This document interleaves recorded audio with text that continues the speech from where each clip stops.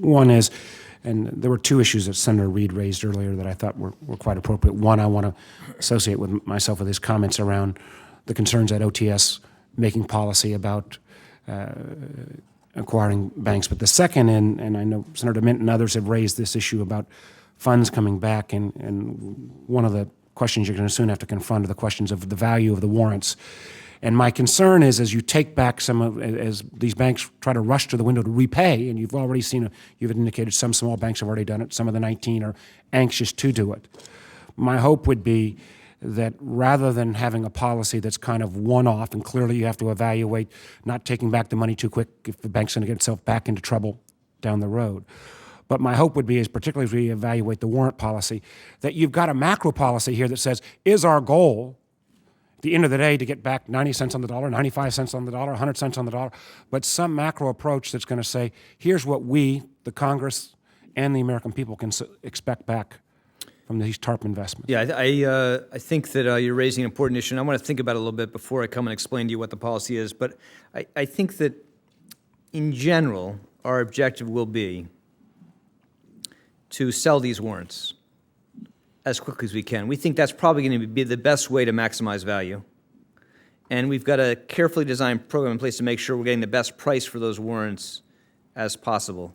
What and you're not suggesting this, but I'm a little reluctant to do is have the government be in the position where we hold these investments for a long period of time, longer than is desirable, in the hopes we're going to maximize value. I think that we're probably unlikely to be better at that than the market. You're not suggesting that. But my hope would be that there are other options other than simply selling them back to the institution. You could sell them back to some third party where you might have shared appreciation, where we're not calling the shots anymore, but we could still gain some downstream appreciation. Okay, we've taken the risk. I want to think about that. I'll reflect on those concerns, and happy to come back and talk about it. One last point, and I apologize, Mr. Chairman, I'm going over my time a bit, but I want to follow up on, again, an issue that you raised and Senator Corker raised. I am very, very troubled by your comments on AIG and our obligation to maintain the 100 cents on the dollar on the counterparties. I think your comments about last fall, that the unwieldy resolution of Lehman caused great systemic damage, but I think we're at a very different space right now. And what I believe I've heard is that if we don't get one-off resolution authority on AIG, and I would be happy to co-sponsor with Senator Corker if you ask for that one-off resolution authority on AIG, and we can, I think we could get it through very quickly. But if we don't get that one-off resolution authority, and then by implication you're saying we're going to be continuing to pay out even if we've taken down 50% of the exposure.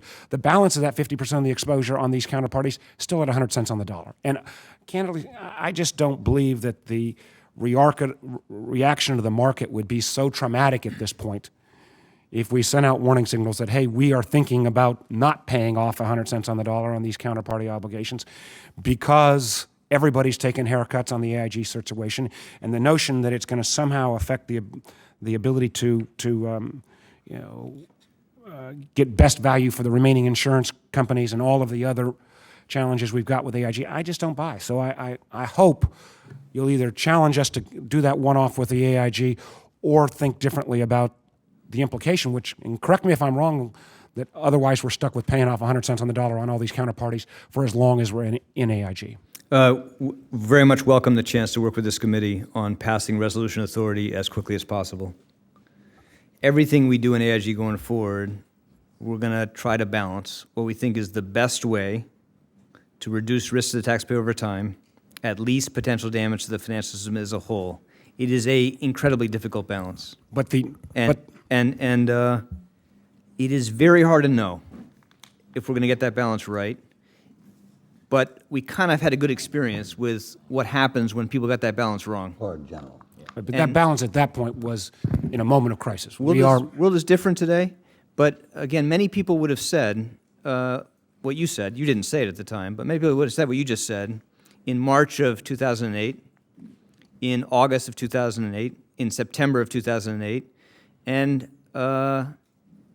just proves how hard it is to know. But then by implication, if you get it wrong, you're taking a lot of risk. But by implication, then the taxpayer should be expected to continue to honor all of the AIG obligations, 100 cents on the dollar, for as long as we're in AIG. Isn't that? I think, Senator, what I would say differently, what my obligation is, again, is to try to manage through this incredibly difficult problem in a way that minimizes losses to the taxpayer and minimizes broader risk of damage to the rest of the financial system because, as we saw last year, the effects of getting that judgment wrong are deeply traumatic to people who were careful, responsible. Unemployment is substantially higher, pension value substantially lower.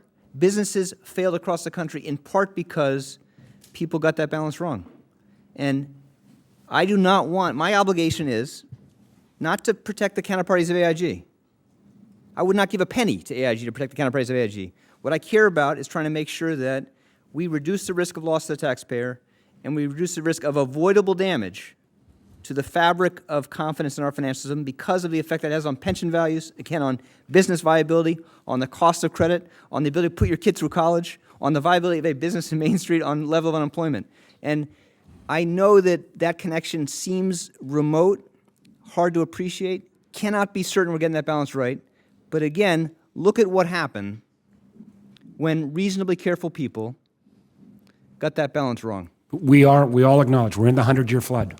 Okay. And we're taking extraordinary actions that cause us all great concern. But it does seem this is the one-off that seems like it's the counterparties of AIG seem to be the one-off that still seem to be coming out whole when everyone else across the board has been taking some level of haircut. There's nothing fair in it, and it's deeply frustrating, and particularly for me personally, because I have to sit up here and explain and defend this.